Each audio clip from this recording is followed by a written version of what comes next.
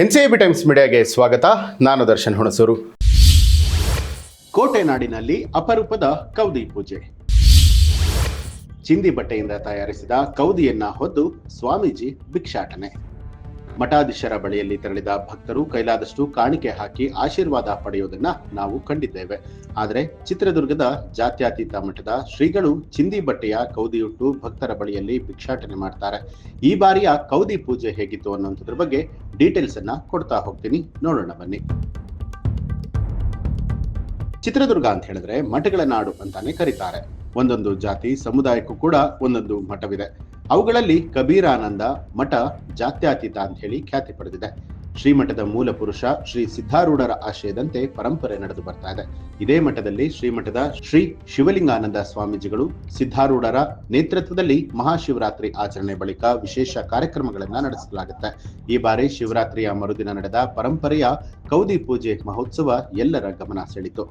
ಜೀವನದಲ್ಲಿ ಸರ್ವಸಮನ್ವಯವಾಗಿರ್ತಕ್ಕಂಥದ್ದೇ ಸನ್ಯಾಸಿ ಲಕ್ಷಣ ಅನ್ನುವಂಥದ್ದು ದ್ಯೋತಕವಾಗಿ ತೋರಿಸುವುದಕ್ಕೋಸ್ಕರವಾಗಿ ಈ ಕೌದಿ ಪೂಜಾ ಅನ್ನುವಂಥದ್ದು ಶ್ರೀಮಠದಲ್ಲಿ ನಡೆಯುತ್ತಾ ಬರ್ತಾ ಇದೆ.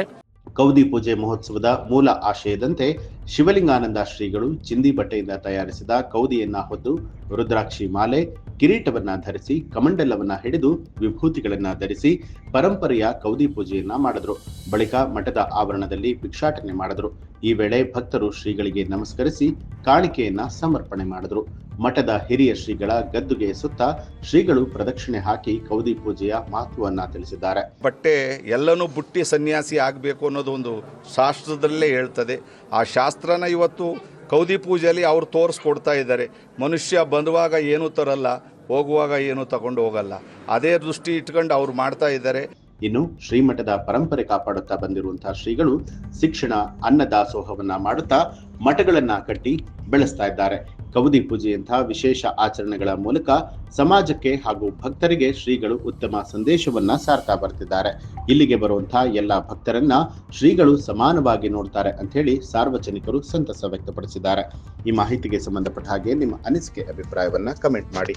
ಹಾಗೆ ನೀವೇನು ಕೂಡ ನಮ್ಮ ಚಾನಲ್ ಅನ್ನ ಸಬ್ಸ್ಕ್ರೈಬ್ ಮಾಡಿಲ್ಲ ಅನ್ನುವಂಥದ್ದಾದ್ರೆ ಈಗಲೇ ಸಬ್ಸ್ಕ್ರೈಬ್ ಮಾಡಿ, ಬೆಲ್ ಐಕಾನ್ ಒತ್ತಿ. ಈ ಒಂದು ಮಾಹಿತಿಗೆ ಸಂಬಂಧಪಟ್ಟ ಹಾಗೆ ನಿಮ್ಮ ಅನಿಸಿಕೆ, ಅಭಿಪ್ರಾಯವನ್ನ ಕಮೆಂಟ್ ಮಾಡಿ ತಿಳಿಸಿ. ಹಾಗೆ ನೀವಿನ್ನೂ ಕೂಡ ನಮ್ಮ ಚಾನಲ್ ಅನ್ನ ಸಬ್ಸ್ಕ್ರೈಬ್ ಮಾಡಿಲ್ಲ ಅನ್ನುವಂಥದ್ದಾದ್ರೆ ಈಗಲೇ ಸಬ್ಸ್ಕ್ರೈಬ್ ಮಾಡಿ, ಬೆಲ್ ಐಕಾನ್ ಒತ್ತಿ.